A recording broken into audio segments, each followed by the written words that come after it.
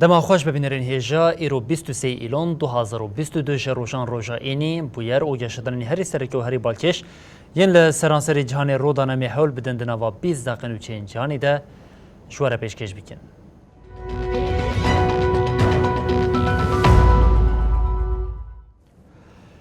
بله جاره کدن لسر ریا کوچبری جمارا مریان زیده به خیالین بدهان کوچبرین این دند نوا کشتیه که ده نوقی آوی بون ده کشتیه که جه پراوین لیبیای بری خود ده اروپای ده هری کم 73 کسان جیانا خوش دزدان پرانیا وان کوچبران جه سوریا او لبنانی نه هر وها چارنوسا بدهان کوچبری جی ندیاره.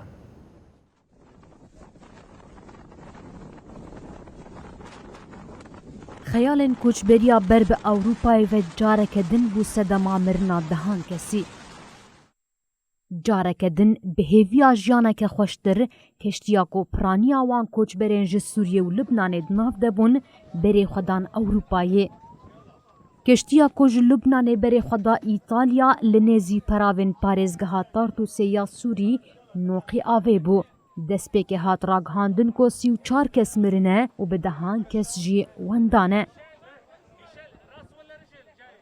وزیر گهاندن یه لبنانه به درباس بونا دمیر راگهاند کو جمارا کسین مرنه در کتیه 73 کسی.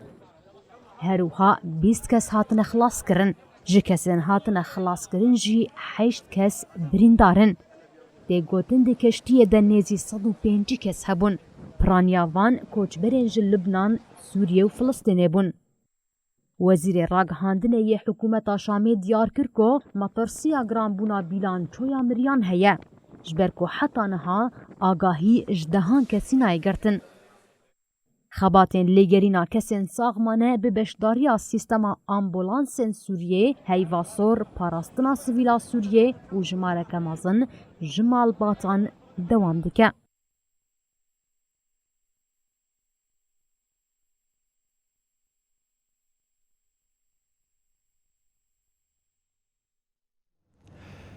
جارکدن ده روژا اینی ده پایتخت افغانستان کابل به تاقینان هجیات ده تاقین ده گل کسمرن و بریندار هنه. تاقین لمزگفتا وزیر اکبر خان آل پایتخت کابل پیک هاد دما کسین جنمیج اینی ودگریان تاقین رودا. لگوری آگاهین دست پیک ین ده چاپمنیا افغان ده 4 کسمرن او در دورا 10 کس جبریندار بون. حتی نهاج تعالیه که اف تاقین لخوانه گرتیه. بردفکین پولیسا کابل جی در باری تاقینی دا گوت پشت خلق نمیجا خواه بداوی کرن او خواستن در کون اف تاقین پیک هاتیه کسین مرن حمو سویلن مزگفتا کو تاقین لنیزی وی پیک هاتی لنیزی ناوندا وزارت هندرینه لهمان جهی گلک جهین برپرسن حکومتی هنه بریان هاجی ده تاقینین بفی آویده چتین داعش خوراسانی برپرسیاریا وان لخوا گرتبون.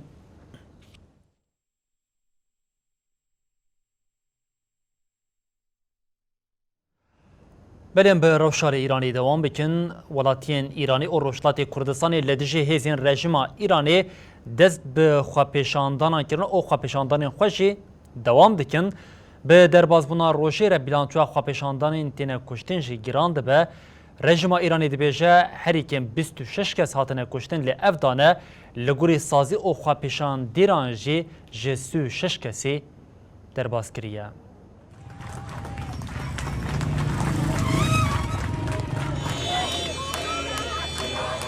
زختن رژیم اسلامی ایرانی ولاد دشوتینه. ایرو هفته یک جو خوپیشاندان لولاد دست بکری دجد به. لی باجارین و گوهری نقاد خوپیشاندانه هینا به هرس و کینا لدیجی رژیم ایرانی دشوتن.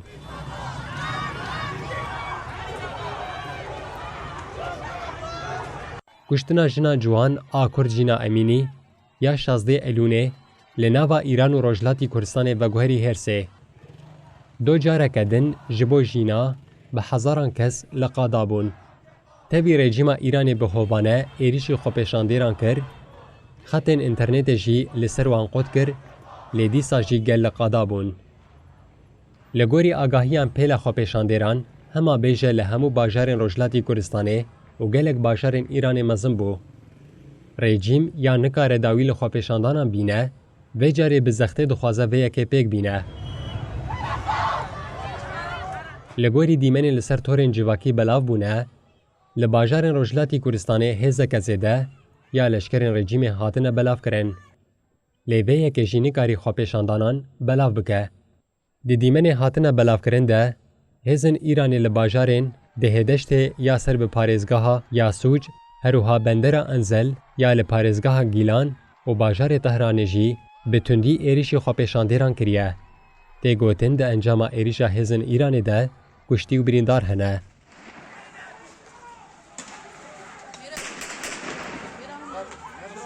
لگوری رخصنا مافی مروفان یا ایرانی حیا روژا ششان یا خوپشاندانان هری کم 36 کس لروجلاتی کردستان و باجار دنین ایرانی جالی هزن رژیم و هاتنه کشتن. تلویزیون رژیم جی ادعا دکه گو هاتانها 26 کس هاتنه کشتن.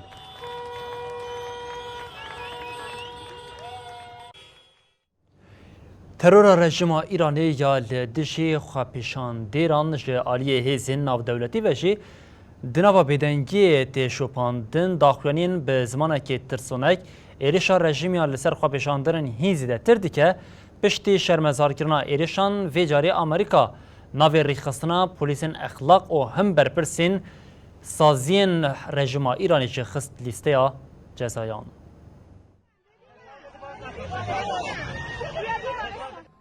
رژیم ایرانی به آوایی که هوانه ایریشی خوپشاندانین لولات کجن پیشنگنده که جوالاتین روژاوایی پشتی داخویهین جه آلمانیا و کانادا و جاره امریکا جی دست به جزایان کرد.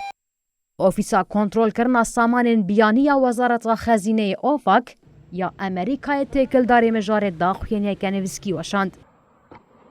اوفیس دست نشان کرد که پلیسین اخلاقی ایرانی جبر تعجیز و تندیال سر جنان و بن پیکرنا مافی خوپشاندارین آشتیانه کتیه لیسته جزایان. ده داخویانی ده جکشتنا جینا امینی به آوائی که اشکره پلیسین اخلاقی رژیم ایرانی برپرسیار هاتیه نشاندان. جبروان صدامان وزارت استخبارات و اولکاریه فرمانداری هیزن بجاهی، هیزن برخوادانا بسیج و هیزن انتظامی و ریخستنا پولیسن اخلاقی ین ایرانی جی دلیسته جزایان ده جه گرتن. هاتراگ هاندن که آلیکار ریوبر پولیسان ابنوش قاسم رضایی، فرماندار هیزن بجاهی، کیومارس حیدری و ریوبر امنیتا چار محاله مانوچر امان اللهی ده لیسته جزایان ده جه گرتن. ده چارچوبه وان جزایان ده و همولاتین دولتین یک بوین امریکایی به وان کسان را تتیکلین بازرگانی ندینن معلوم الکن وان جیویج آلی امریکایی و وره جمداندن.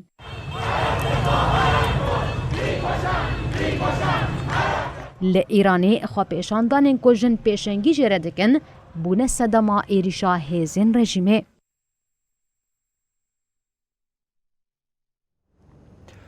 پشتی 7 مهان جیریشا روسیه لسر اوکراینیه موسکو دخوازه به رفراندومه که خواهی سرکفتی ویشری نشان بده ایرو لحریما دونتسک، لوهانسک، زپروژیا و خرسونی رفراندومه تبلیبونا روسیه پیکته اف حریم ینکو جه سرخاکا اوکراینیه جدی که بقاسی جه صدام 15 یه خاکاوی ولاتی لده جویه که جه کیف او ولاتین روش آوی برتکین تون درکتن.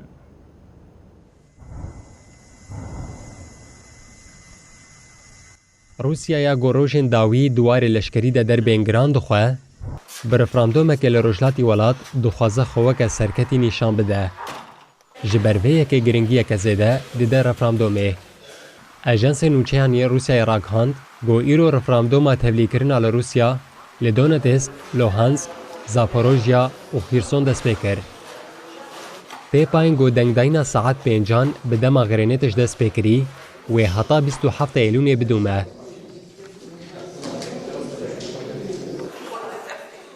دەسەڵاتداران لەوان هەرێمان سێشەمێ ڕاگەهاند گو ئەوێ ڕەفراندۆمەکە لەز ji بۆ tevlîkirina li Rûsya ji 23 heta 27 Eylûnê li dar bixin. Herêmên qala wan tên kirin dike ji sedî pazdeh xaka Ukrayna.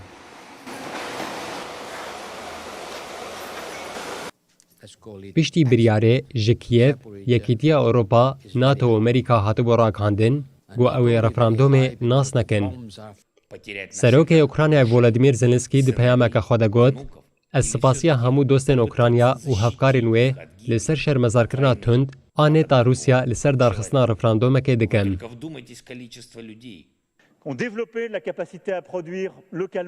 Li aliyekî din jî Serokkomarê Fransa Emmanuel Macron diyar kir, gojaliyê qanûnî be tu giringiya referandûma tevlîbûnê tune ye û ji rojnamegerên li New Yorkê got, ez texmîn dikim got tişta Rûsya radikîne sosret e.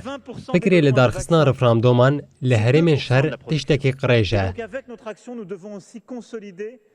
NATO and allies have been supporting Ukraine since the country Herûha sekreterê giştiyê NATOyê Stoltenberg referandûm şermezar kir û wekî zêdekirina şer ji aliyê Kremlin ve tê meşandin nirxand. and we have been doing more than ever since the start of Russia's invasion.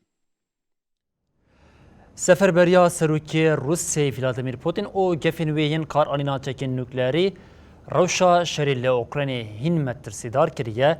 Di demeke ku Washington dibêje ew gefên Putin ciddî dibînin, Wezîrê Karê Derve Rûsyayê Lavrov jî erê rewşa li Ukraynayê vê carê welatên Rojavayî berpirsiyar nîşanda û Lavrov got, welatên Rojavayî dixwazin bi dirêjkirina şerê li Ukraynayê re me bêhêz bikin, ji Yekîtiya Ewropayê jî îddia dike ku Putin dixwaze Ukraynayê bi giştî tune bike.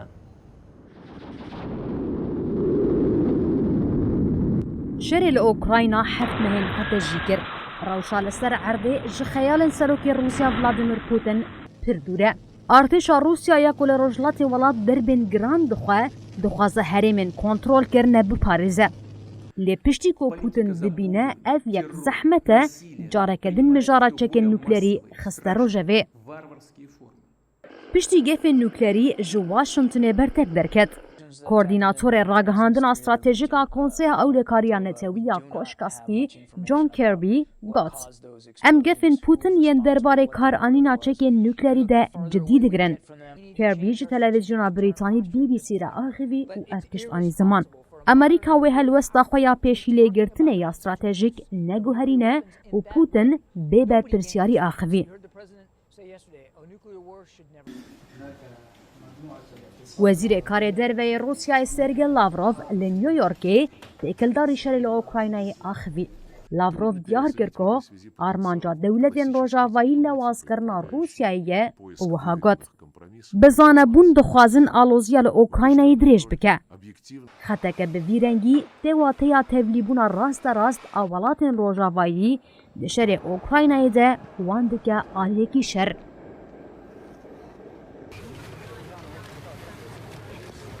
Hem wextî van aloziyan netewên yekbûyî jî ragihand ku li Ukrayna sûcê şer hatiye kirin. Komisyona Lêkolînê ya Konseya Mafê Mirovan a neteweyên yekbûyî ragihand ku ew gihiştiye wê encamê ku li Ukraynayê sûcên şer hatine kirin. Serokê Komisyona Lêkolînê ya neteweyên yekbûyî ya Serbixwe ya Ukraynayê Erek Moss, encamên demkiyên ku di encama lêkolînên destpêkê de gihîştine bi raya giştî re par vekir. Moss got: Li ser bingeha delîlên ku kom kirine, Komisyon gihişt wê encamê ku sûcên şer li Ukraynayê hatine kirin. Di çarçoveya lêpirsîna navbera Sibat û Nîsanê ku li bajarên Kiev, Çernihîv, Xarkov û Sumiyê bi mexdûrên li 27 herêmên cuda lêkolîn hatine kirin. Rapor bi axaftên ji mexdûran hatine guhdar kirin, hatiye amade kirin.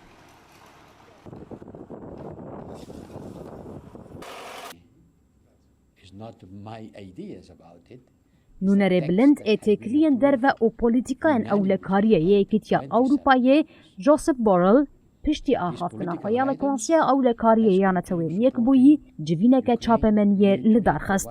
Josep Borrell got: Em di cîhaneke xeternak de dijîn. Endamê daîmî yê Konseya Ewlekariyê ya netewên yekbûyî پیمانا نتوین یک بویا کستونا هری بینگهین آریزک نامیا ناو نتویه بن پیدکه. بورل ادعا کرد پوتین دخوازه اوکراینا تونه بکه و نکاری ویه که دریا لشکری بک بینه.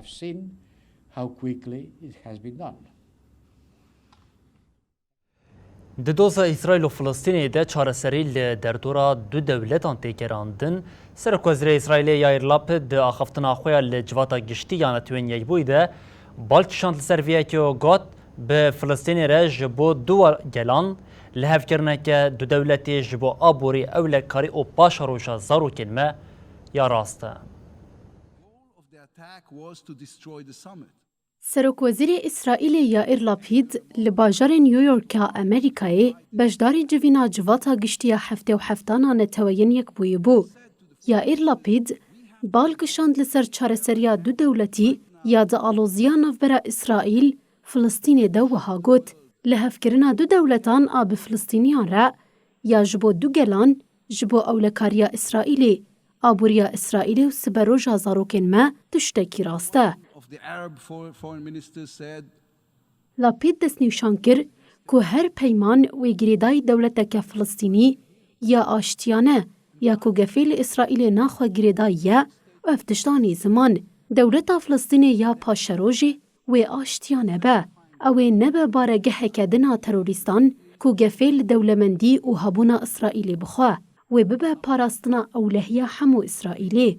Hûn dikarin ji me bixwazin ku em li gorî nirxên di peymana neteweyên yekbûyî de bijîn lê hûn nikarin bixwazin ku em ji bo wan bimirin.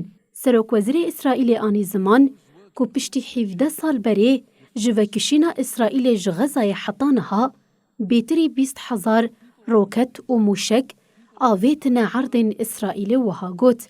Li vê avahiyê gelek caran ji me hate pirsîn ku çima me qedexeyên li ser Xezayê ranekirin. Em amade ne ku sibê bikin. Tenê şertekî me heye. Dest ji avêtina roket û mûşekan hûn diavêjin zarokên me berdin. Çekên xwe bavêjin dê tisî nordar nemîne. Beriya niha jî her çi qasî pêşinyara du dewletî ji bo İsraîlê û Filistînê hatibe kirin jî lê bi tu awayî bi encam nebû. Whenever I meet someone who has criticism of Israel, I always have the same answer.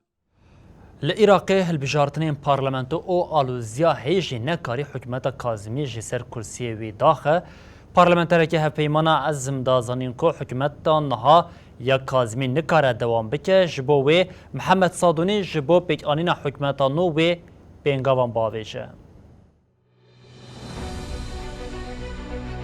Dehê cotmehê salek di ser hilbijartina parlamentoya Iraqê re derbas dibe.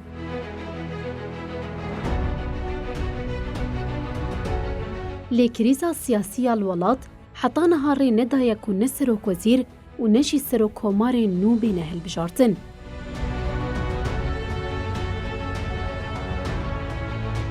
Ev yek jî bûye sedema ku hikûmeta berî ya li ser desthilatê saleke din jî welat birêve bibe. Lê aloziyên derdikevin êdî hikûmeta serokvezîr Mustafa Kazimî jî dixe tengaviyê.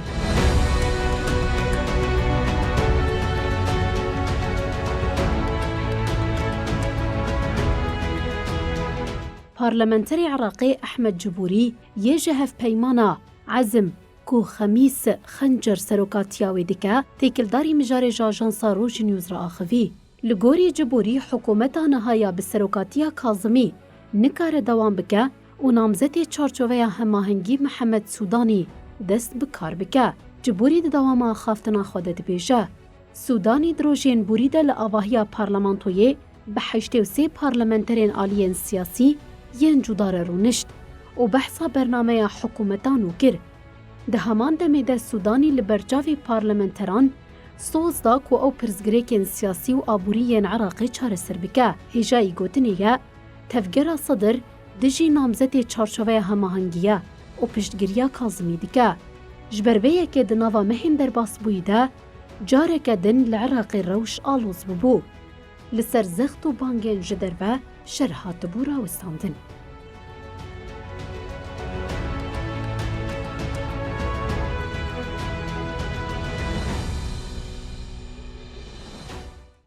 بلی بینرین هجام لوردگیشین داویا بلتنا خویا جهانی و دبیشین حتی روژا دوشمی جارک ادن ورین پیشیا و ببینن دنا و خیر و خوشیده هر شاد و بختار بن.